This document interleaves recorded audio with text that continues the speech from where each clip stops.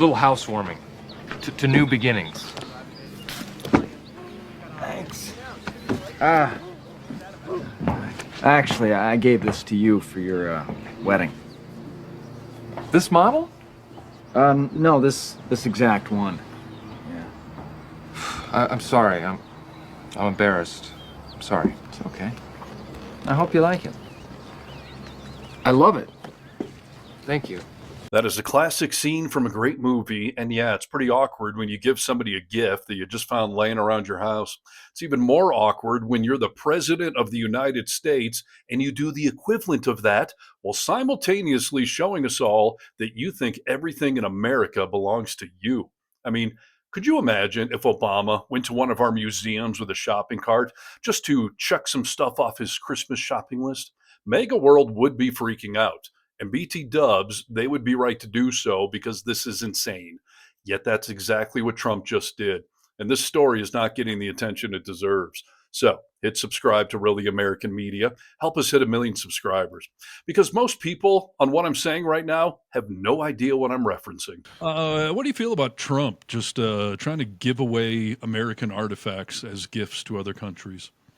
What is he trying to give away? I may not be in the know about it. The head of a presidential library has resigned following a spat with the White House over an historic sword. Sources are telling CBS News the White House wanted a sword out of the Eisenhower Presidential Library's collection to give to King Charles last month during President Trump's unprecedented second state visit to the United Kingdom.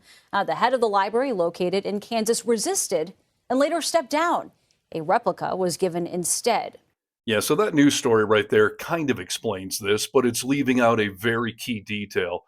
The guy from the museum technically resigned, but only because he was forced to by the Trump administration. If you ask him, he says he was fired because he wouldn't let our president steal an American artifact and give it away. And I break it all down just a little bit further in this clip from the Vocal Minority podcast.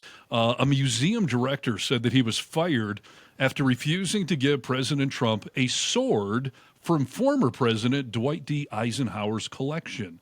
Trump had intended to give the sword to King Charles on a state visit.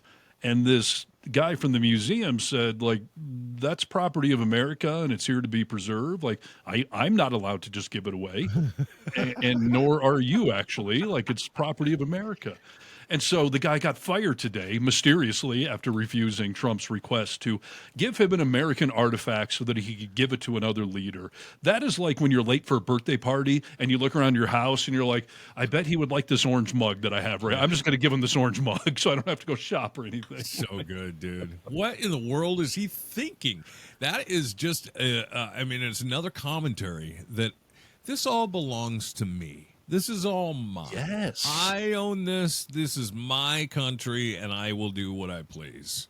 It is a microcosm of how he is fleecing America. I'm just going to give away stuff. Completely. And this guy, Todd Arrington, that got fired, he said, I never imagined that I would be fired after almost 30 years of government service for something like this.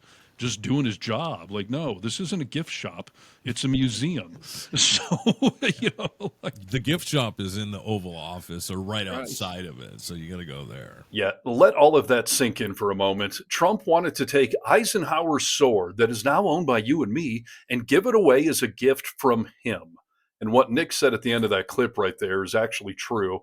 Trump has set up his own gift shop right outside of the Oval Office so visitors can have Trump force his swag on them. They love this for your wife. Scarf. Can you put the key in here? I'm 28 points higher than anyone. Everybody wants me to run, but including us. It's funny. So this drives me crazy. Look, 4 more years. So it's sort of cool. Fellas, come on, grab what you want.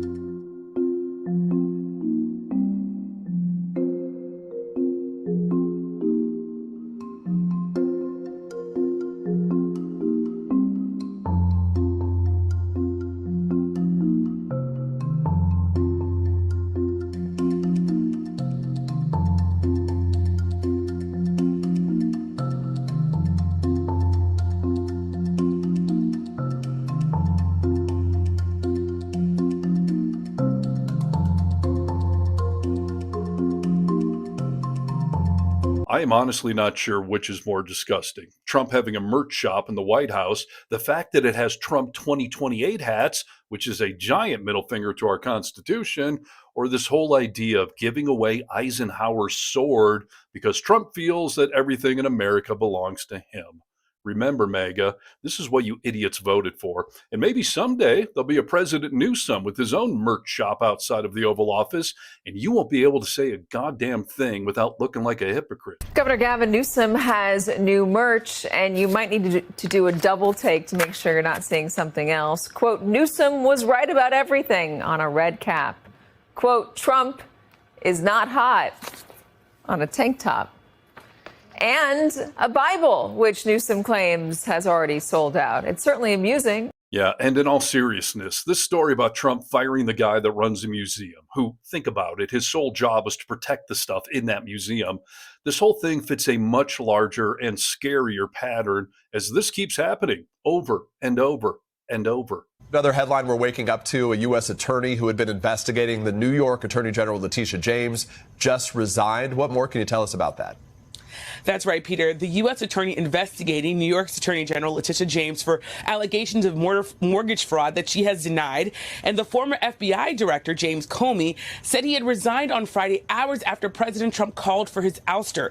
Overnight, the president posted online that he, in fact, had fired Eric Seiber and withdrew his nomination to be the U.S. attorney for the Eastern District of Virginia because the career prosecutor had, quote, received the unusually strong support of the two, what the president called, two absolutely terrible sleazebag Democrat senators from the great state of Virginia. Yeah, that attorney was fired for not wanting to make up charges against Trump's perceived political enemies. A similar thing happened when an official at the Social Security office didn't want to give Musk and his Doge dumbasses access to all of our personal information. A top official at the Social Security Administration steps down after clashing with the Department of Government Efficiency over access to personal records, two sources told ABC News. ABC News has learned Elon Musk's team requested access to an IRS system that contains the personal information of millions of Americans, including their tax filings and bank statements. Yeah, and of course, just a few days ago, Keystone Cash, the mega podcaster now running our FBI, he fired an agent who was unwilling to force a perp walk photo op for Emperor Trump to humiliate James Comey. Breaking moments ago, MSNBC has just confirmed, reporting from Reuters, that an FBI agent in the Washington field office has been fired. And they were fired for refusing to arrest and perp walk James Comey. Now, the Washington field office covers the Eastern District of Virginia. Comey is being allowed to surrender for booking at his arraignment next week. So, are we seeing a pattern yet? In Trump's second term, he's not going to fire anybody that he picks, even though they have shown complete incompetence at their job, as long as they're following his orders. But if anybody stands up to the dictator-in-chief and refuses to break the law for him or to violate their oath of office, it's off with their heads. You're fired. You're fired. You're fired. You're fired. You're fired. Yeah, so my condolences to the career of Todd Arrington at the Dwight D. Eisenhower Presidential Library and Museum in Abilene, Kansas, for having the nerve to not let Trump steal an American artifact and give it to the king of the country we fought a war against for our independence. It's a lot of irony. And to all the other firings, both past, present, and surely again in the future, you also have my condolences.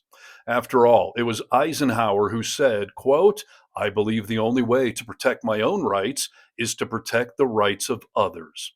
Let that sink in too.